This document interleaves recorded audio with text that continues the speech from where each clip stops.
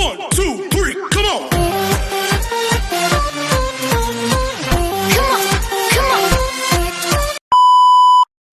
Hello beautiful people! Welcome back to my channel. This is your Mama Sam. Hola mga amigo, amiga, kumare at kumpare. Kamusta kayong lahat? Sana lahat po kayo ay okay at safe ngayong araw na ito. At syempre ko ako naman ang tatanungin nyo, nakikita naman ninyo ang beauty ng Mama Sam ninyo. Fresh overload pa rin, di ba? Ganyan talaga kapag umiinom ka ng maraming vitamin C plus kumakain ka ng maraming banana. Dahil sa banana, mas nakakaloka ang ganda ng Mama Sam ninyo. Charot! So, kamusta naman kayong lahat? Sana lahat kayo ay okay na okay ngayong araw ng, syempre, Tuesday. So, happy Tuesday sa ating lahat ng bonggang-bongga. At hindi lang yan, syempre, gusto ko rin magpasalamat sa walang sawang tumatangkilik dito sa Mama Sam Vlog. Araw-araw, lagi-lagi. Maraming salamat po sa pagmamahal at suporta na binibigay ninyo.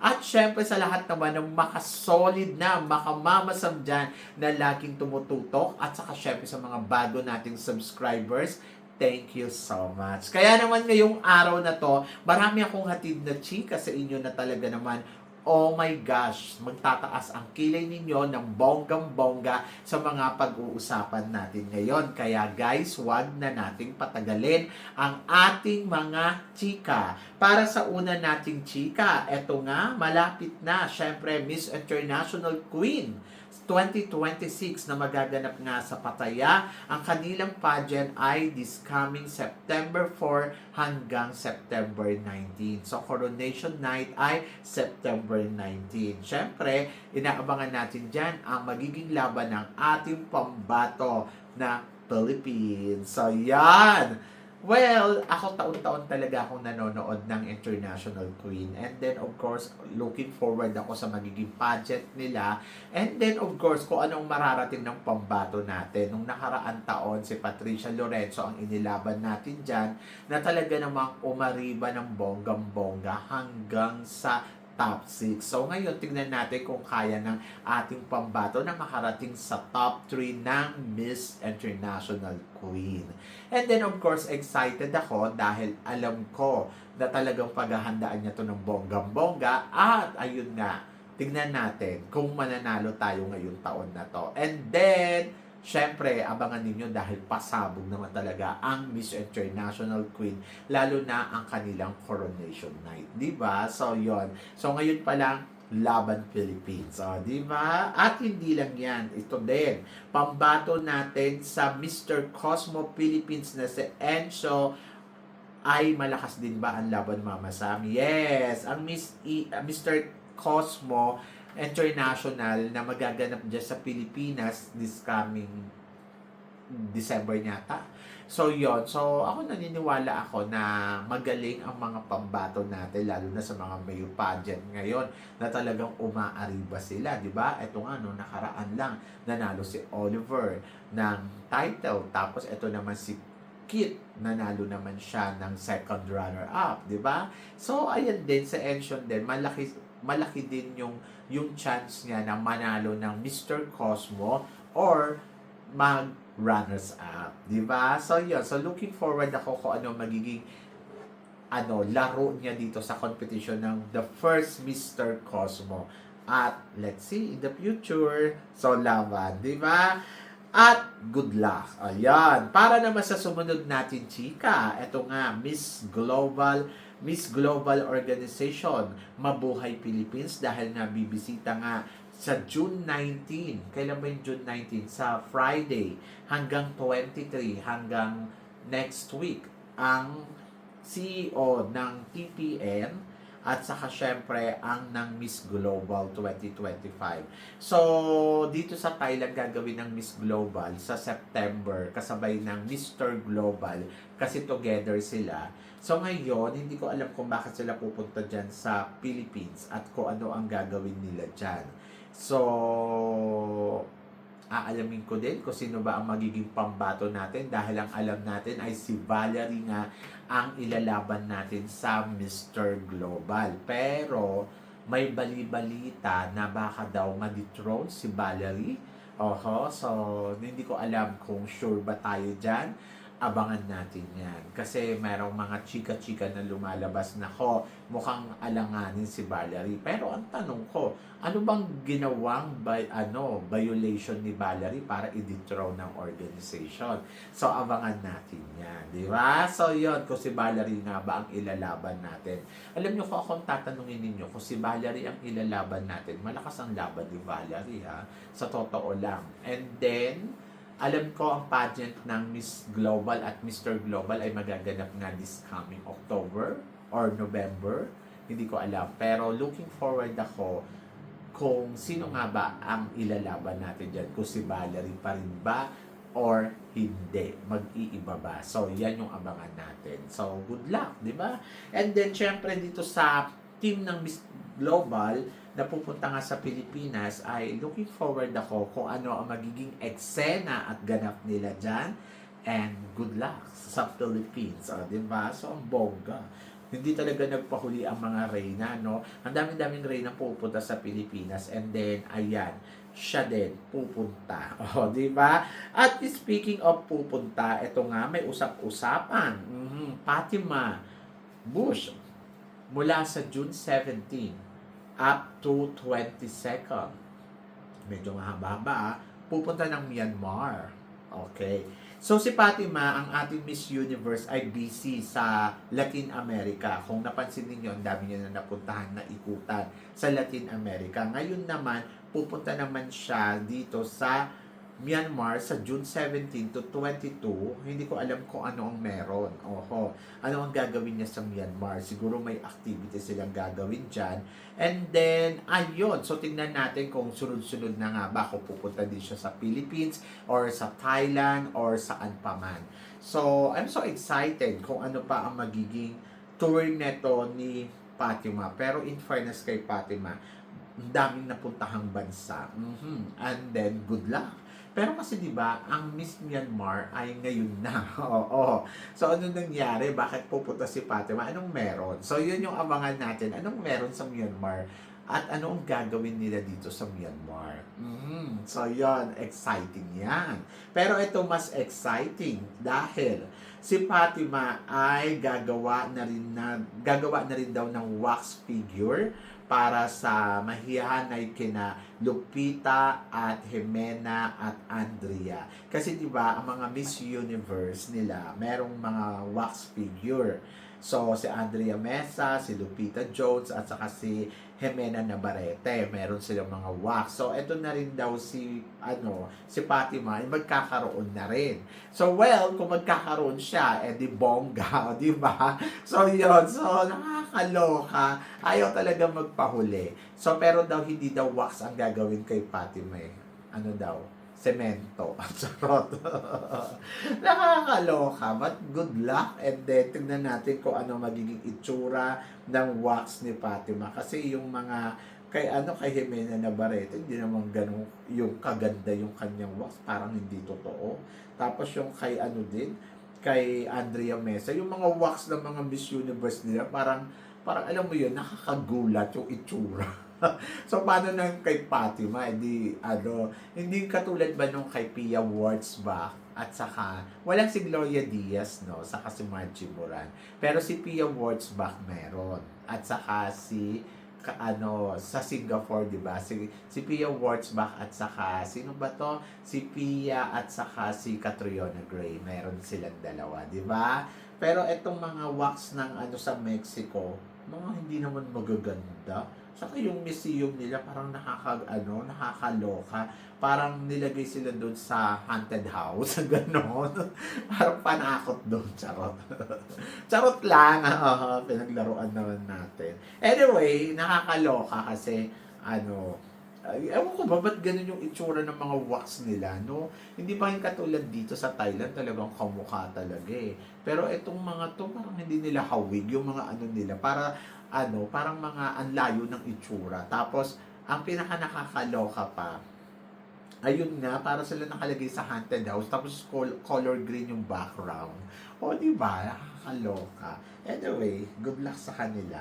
So, madadagdagan ng panakot. Charot! So, yun. At para naman sa sumunod natin, chika, eto nga, no more swimsuit sa Miss International. Anong chika mo dito, Mama Sam? Kasi ang sinabi daw ay, official na daw ni-remove ang swimsuit competition this year para sa Miss International pageant.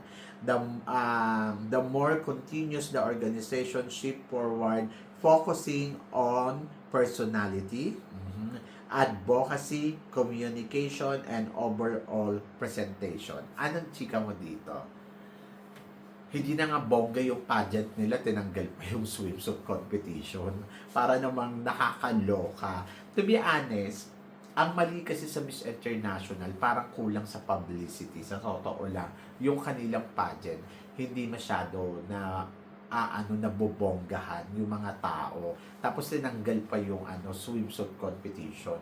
Ano to? Miss World, di ba?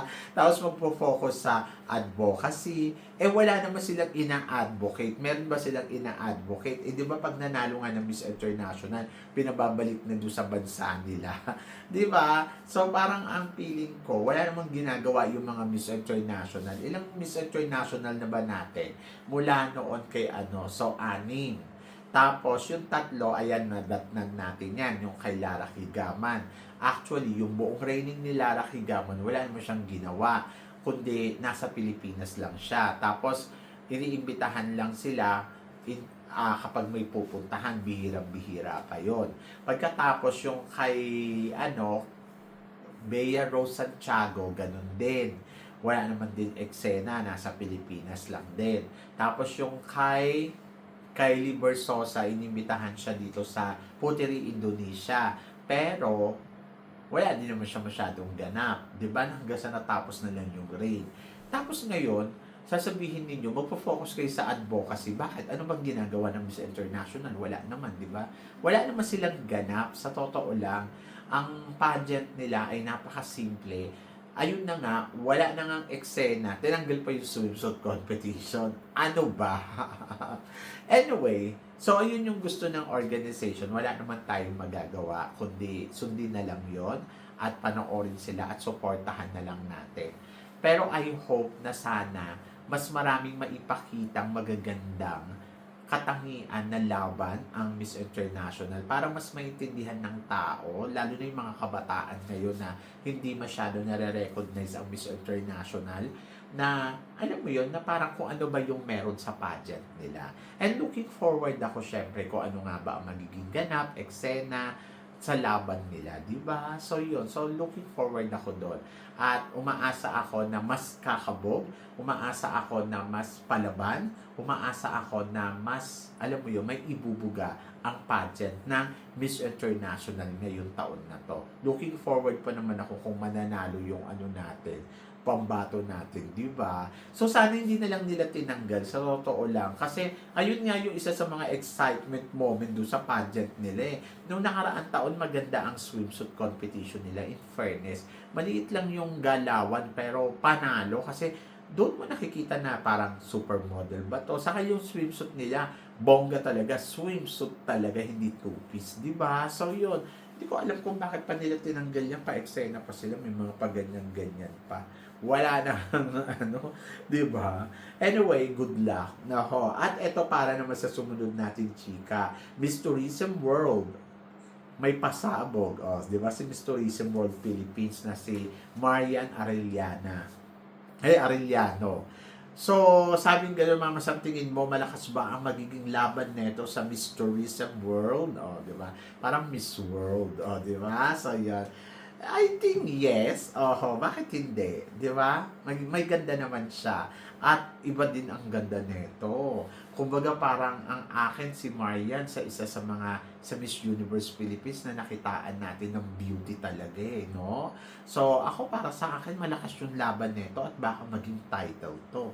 And then abangan natin kung ang kakabog na ba ang beauty niya pag nilaban na siya sa Miss Tourism na gagawin sa China, di ba? So sa China kasi yung pageant niyan. Tapos maganda naman si Marian at parang feeling ko may ibubuga. Basta mag-prepared lang pagdating sa communication skills kasi syempre ang ending pa din ay kailangan magaling kang sumagot para mas kumabog, di ba? E paano ka kakabog kung hindi ka naman makakasagot ng bonggang-bongga? So, yon. And good luck, di ba? So, yon, laban. At para naman sa sumunod natin, chika, eto nga, after daw na mag-MGI All-Stars, ngayon naman daw ay sasalang sa Miss Universe Thailand. Si Tarina Botes ngayon ay nag-transform na nga bilang kandidata ng Miss Universe Thailand. Anong chika mo dito, Mama Sam? Ang chika ko dyan ay hindi siya maganda. Charot. Anyway, ayun yung gusto niya kasi parang feeling niya ay eto na yung momento. At sa mga hindi pa po nakakaalam, si Tarina Botes ay inilaban ng Thailand sa Miss World. Oho. Kasi lumaban siya dati ng Miss Universe Thailand. First runner-up lang siya. Tapos lumaban siya ng Miss World Thailand. Nag-title siya. Tapos pagdating sa Miss World, thank you girl siya. O, di ba? And then, ngayon naman ay try naman niya tinry niya yung MGI All-Stars. Pero sa MGI All-Stars, naka-top 10 siya. Tapos ngayon naman, tinatry niya ang Miss Universe Thailand. Kasi hindi nga siya nag-penetrate ng bonggang-bongga dun sa MGI All-Stars. So, back up niya ang Miss Universe Thailand. So, parang feeling ko, mag-aalam Michelle D din to. Oho, na parang alam mo yon after ng Miss World, pumunta sa Universe, and then, feeling ko sa Universe ay aariba siya dyan. Pero ang pinagkaiba nila ni Michelle D, si Michelle D nag-top 12 sa Miss World at nag-top 10 sa Miss Universe. Siya na El Tocuyo sa Miss World at baka pag naging Miss Universe siya, may El Tocuyo din. Charot. So, yan. Anyway, good luck sa kanya at happy naman ako kasi at least, di ba, hindi siya napapagod na mag-try. So, nasa kampo siya ni Mr. Nawat ngayon, katulad din ni Vina na hindi nabibigyan ng opportunity na manalo ng Miss Universe Thailand na kahit ilang beses nang sumali ay hanggang first runner-up lang ang nararating. Pero sa kampo ni Mr. Nawat, ayun, nakita naman ninyo, nag-title ang lola mo, di ba? At hindi lang basta-basta nag-title, nag-first runner-up pa sa Miss Universe. Ngayon, si Tarina Botes, mas swerte kung siya ang mananalong Miss Universe Thailand ngayong taon na to. Napakaswerte. Pero may chance, malaki yung chance niya kasi syempre under to ni Mr. Nawat, di ba? At may pangalan na ang Tarina Botes. So, pag dinala mo siya sa Miss Universe, syempre yung mga tao parang knowing na, di ba? Mas madali na silang makakakuha ng suporta. Pero ang tanong ko, manalo kaya sila doon, di ba? So, ayan ang malalaman natin. Kasi under nga siya ni Mr. Nawat, kaya nilang magic. Charot. So, yun. Hindi, yung ganda niya, mamagicin. Ganon. At, let's see, di ba? So, ngayon pa lang, congratulations and good luck kay Tarina Botes. At para naman sa sumunod natin, chika, Atisa Manalo, join Miss Universe Myanmar 2026 as a preliminary judge. So, anong chika mo dito, Mama Sam? Well, happy ako for Atisa Manalo kasi nga, ayan na, nakarating na siya dyan at nandiyan na siya, di ba? So, yan.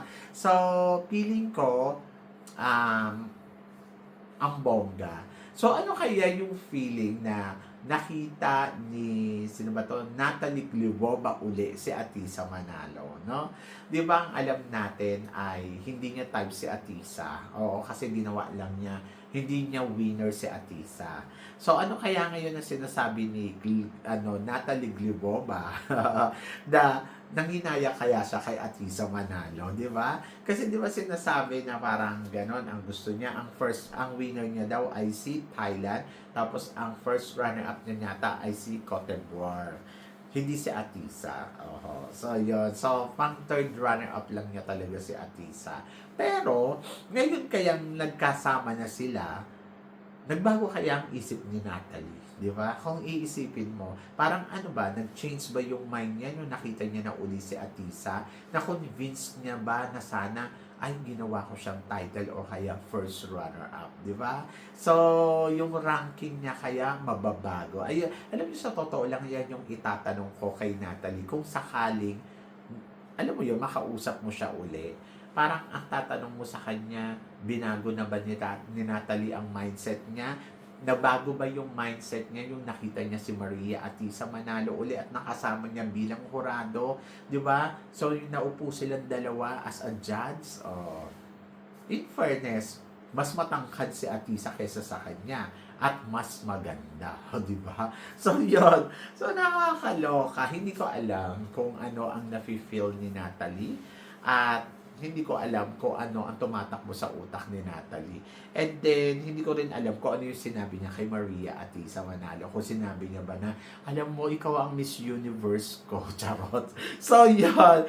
Nakakaloka. Anyway, so, syempre, kayo guys, ano guys ang masasabi ninyo dito sa mga pinag-uusapan natin ngayon? So please comment below para at least malaman ko naman kung ano naman ang chika mo dito sa mga tinatalakay natin. Syempre maraming salamat po sa inyong lahat sa love and support na binibigay ninyo syempre dito sa channel ko at sa mga hindi pa nakaka-follow or nakaka-subscribe. Please don't forget to click like and subscribe my channel at i-click nyo na rin po ang notification bell to more updated syempre sa aking mga chika. Sabi ng ganon, always keep smiling and laban lang. So guys, hanggang dito na lang. Hanggang sa muli nating chikahan. See you tomorrow. Thank you guys.